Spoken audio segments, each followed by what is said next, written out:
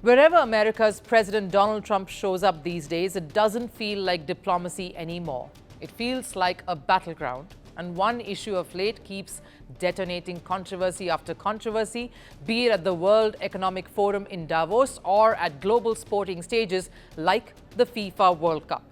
And that's Trump's aggressive, unapologetic claims over Greenland. In Switzerland, it triggered a full-blown geopolitical standoff, and now it's spilling into sport. Calls are growing louder in the United Kingdom for England and Scotland to boycott the 2026 FIFA World Cup that is set to be co-hosted by the United States in months from now. And let's be clear, this is not the first time Trump's politics have put the 2026 World Cup at risk. Donald Trump loves sport. Or shall we say the spotlight that usually comes with it. He loves being seen as the man of the hour, the man of action, the boss at the center of all global events. But his brand of politics has come with serious consequences, not just for America's image here, but for the very events it is meant to host. What began with Trump using mega sporting platforms like the Super Bowl to push political messaging has now transformed into something far more dangerous.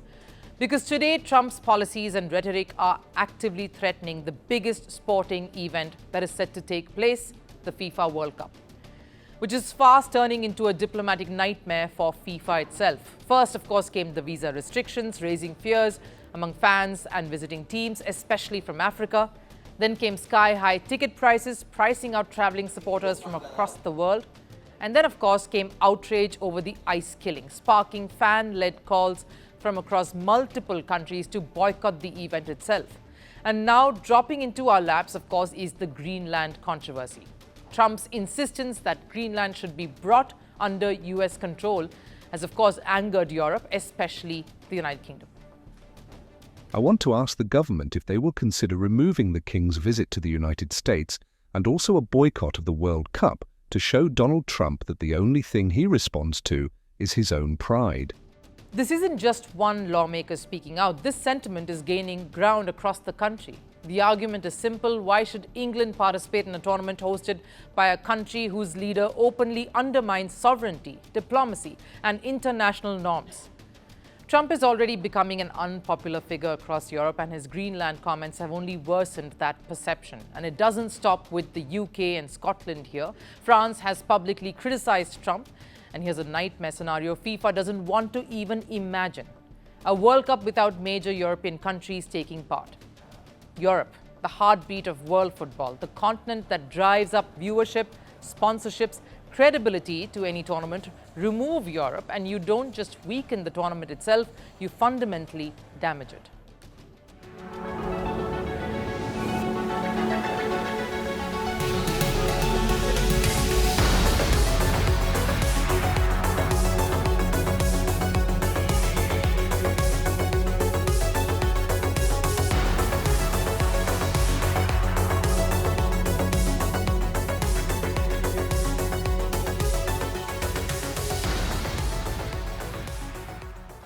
Now add another layer.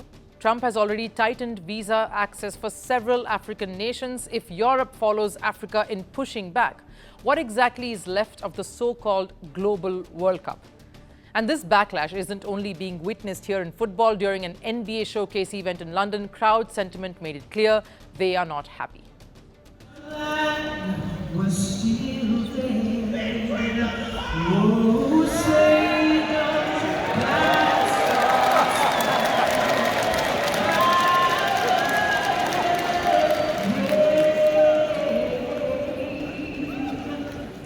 Basketball, football, global events, Trump's shadow looms large over all of them.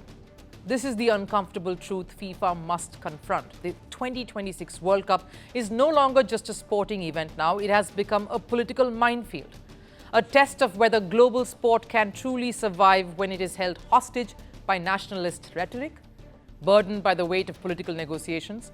A test of whether FIFA can protect its tournament from the politics of its most powerful host, and whether Donald Trump understands that sport responds to unity and not intimidation or division. Because if the world starts walking away, if teams start boycotting, if fans decide to stay home, then history won't remember the 2026 World Cup for glory or greatness. It will remember this as the tournament where politics broke its spirit way before the first ball was even kicked. The world doesn't fit in boxes, so why should your news? From battlefields to negotiation tables, from internet outrage to real-world injustice.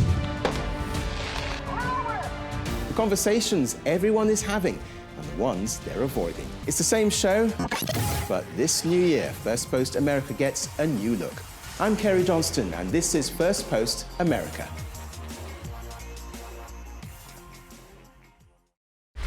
Want the facts? The latest developments? News that gets straight to the point. Well, we've got all three just for you. This is Firstpost Live, a brand new show, your window into what really matters. Don't miss it.